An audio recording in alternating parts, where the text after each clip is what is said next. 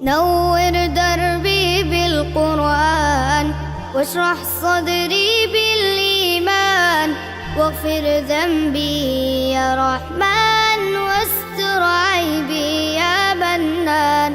الحمد للہ والصلاة والسلام علی رسول اللہ وعلی آلہ وصحبہ ومن والہ. محترم بھائیو، السلام علیکم ورحمۃ اللہ وبرکاتہ.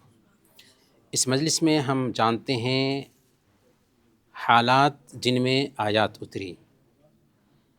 اللہ کے نبی صلی اللہ علیہ وسلم مکہ میں نبوت کے 13 سال گزارنے کے بعد جب مکہ کی دھرتی تنگ ثابت ہوتی ہے بلکہ بنجر ثابت ہوتی ہے تو مدینہ کی طرف ہجرت کرتے ہیں.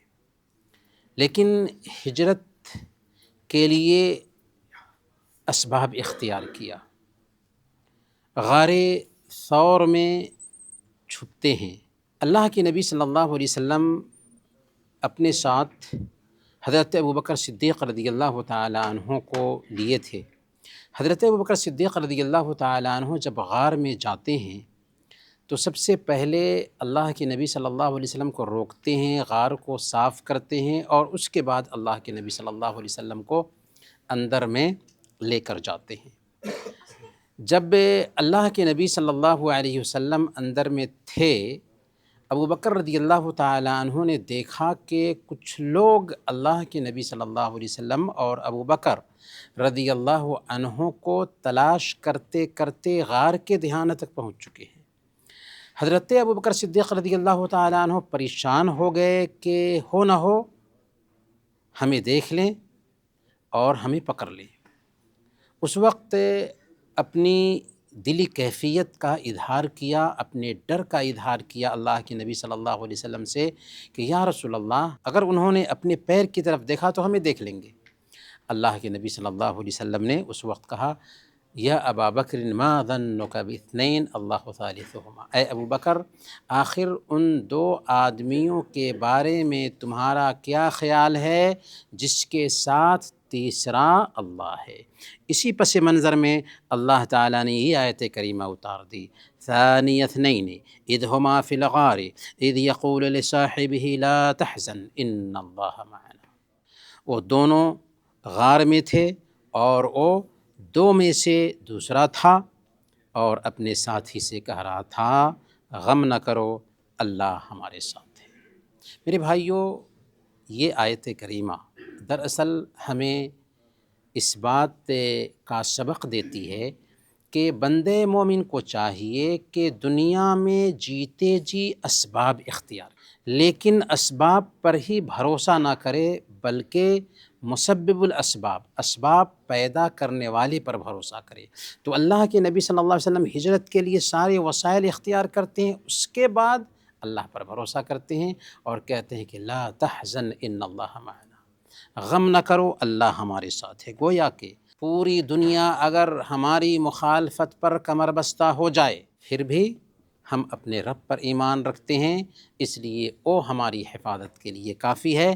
لا تحزن ان اللہ معنا، غم نہ کرو اللہ ہمارے ساتھ ہے. جب اللہ ہمارے ساتھ ہے تو کون ہمارا بال بیکا کر سکتا ہے؟ اللہ ہمارے ساتھ ہے، اس کا مفہوم کیا ہوا؟ اللہ ساتوں آسمان کے اوپر عرش پر ہے، لیکن عرش پر ہوتے ہوئے ہمارے ساتھ ہے، یعنی علم کے اعتبار سے ہمارے ساتھ ہے. وہ ہماری نگرانی کر رہا ہے، وہ ہمیں دیکھ رہا ہے اور ہماری ایک ایک حرکت سے آگاہ ہے.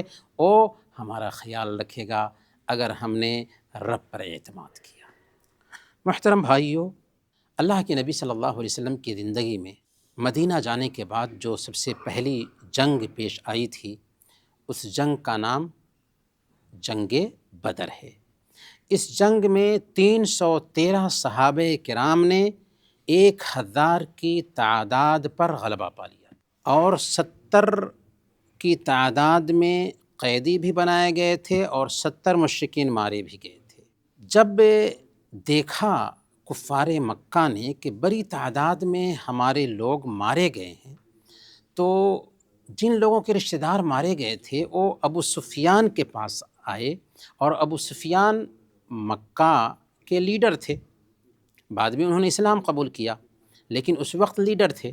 تو ابو سفیان سے کہا کہ دیکھیں کہ ہمارے بڑے بڑے لوگ مارے گئے جنگ بدر میں، آپ کا جو تجارتی قافلہ آیا ہے اس میں بہت سارا جو سامان ہے، یہ سارے سامان کو ہم دراصل جمع کرتے ہیں تاکہ ہم اس کے ذریعہ مسلمانوں کو مزہ چکھائیں۔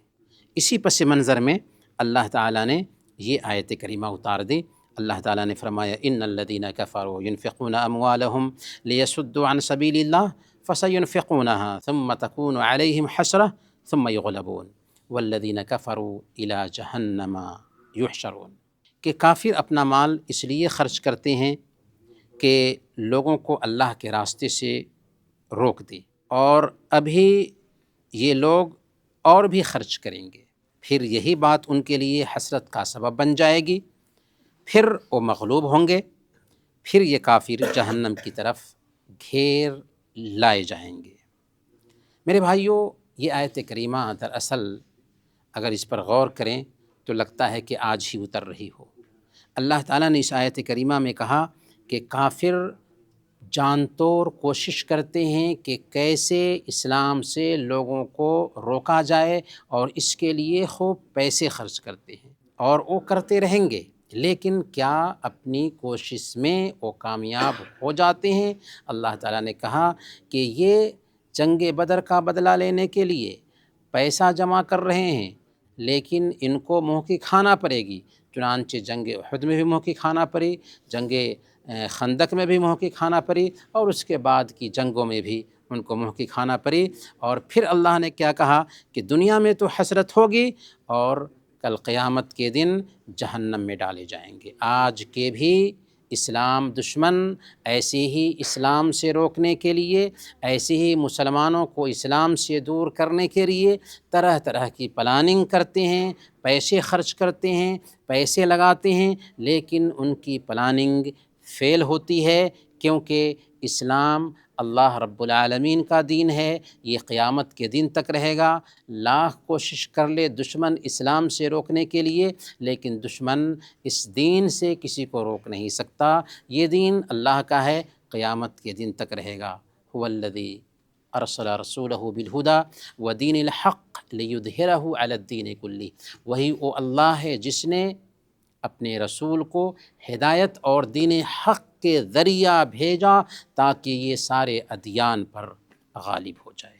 میرے بھائیوں، غزوہ حنین کے اندر جو فتح مکہ کے بعد یہ غزوہ عمل میں آیا تھا، دشمن کی تعداد صرف 4000 تھی، جبکہ مسلمانوں کی تعداد 12000 تھی۔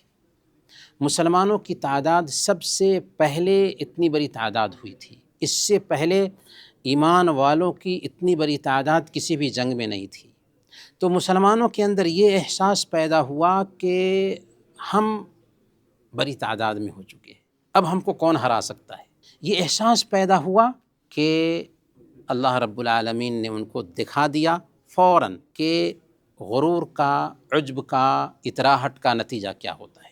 اللہ تعالیٰ نے قرآن کریم میں اس حوالے سے آیت اتار دی، لقد نصرکم اللہ فی مواطن کثیرہ ویوم حنین اذ اعجبتکم کثرتکم فلم تغن عنکم شیئا وضاقت علیکم الارض بما رحبت ثم ولیتم مدبرین۔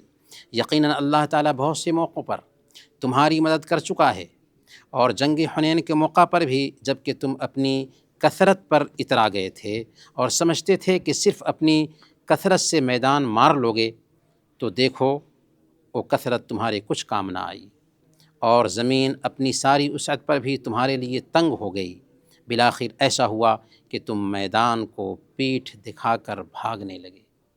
جنگ حنین میں یہی ہوا تھا کہ 12000 کی تعداد ہے مسلمانوں کی، لیکن دشمن صرف 4000 ہے، اس کے باوجود بھی دشمن تیر پر تیر برسا رہا ہے، مسلمان بکھر گئے۔ اللہ کے نبی صلی اللہ علیہ وسلم ایک جگہ پر کفار کے نرغے میں آ گئے تھے، لیکن اللہ کے نبی صلی اللہ علیہ وسلم نے پتھر اٹھایا اور کفار کے چہرے پر مارا، اور پھر صحابہ کو بلایا، یہاں تک کہ صحابہ آتے ہیں اور پھر جنگ جیت لیتے ہیں۔ لیکن ہلکا سا جو احساس پیدا ہوا تھا صحابہ کے ذہن میں کہ ہم کو اب کون ہرا سکتا ہے، عجب آیا کہ ہم تو بڑی تعداد میں ہو چکے ہیں، اللہ تعالیٰ نے دکھا دیا۔ میرے بھائیوں، اللہ تعالیٰ نے مدد کی، جنگ بدر میں 313 کو غلبہ عطا فرمایا 1000 پر۔ جنگ احد میں دیکھیں کہ 50 تیراندازوں نے کیا کیا تھا، اس جگہ کو چھوڑ دیا جہاں پر اللہ کے نبی صلی اللہ علیہ وسلم نے ان کو طے کیا تھا، یہ سوچ کر کہ اب تو جنگ ہم جیت چکے ہیں۔ پھر کیا ہوا؟ نبی صلی اللہ علیہ وسلم کی ہلکی سی مخالفت لازم آ رہی تھی، اللہ تعالیٰ نے جیتی ہوئی جنگ کو ہار میں بدل دیا۔ یہ احساس دلانے کے لیے کہ اگر ہماری زندگی میں اللہ اور اس کے رسول کے قانون کی بالادستی نہیں ہوگی تو اللہ تعالیٰ ہمیں ذلیل کرے گا، اللہ تعالیٰ ہمیں پستی کا شکار کرے گا۔ وَجُعِلَ الذُّلُّ وَالصَّغَارُ عَلَى مَنْ خَالَفَ أَمْرِي، اللہ کے نبی صلی اللہ علیہ وسلم نے بیان فرمایا کہ جو میرے حکم کی مخالفت کرے اس کے اوپر ذلت مسلط کر دی جاتی ہے۔ تو میرے بھائیوں، ضرورت یہ ہے کہ ہم اللہ اور اس کے رسول کی تعلیمات کی طرف لوٹیں، اسی میں عزت ہے، اسی میں سربلندی ہے۔ وَأَنْتُمُ الْأَعْلَوْنَ إِن كُنتُم مُؤْمِنِينَ، اگر ایمان والے رہے تم ہی غالب ہوگے۔ اللہ تعالی ہم سب کو ایمان والا بنائے۔ آمین۔ وصلی اللہ علی نبینا محمد وعلی آلہ وصحبہ اجمعین۔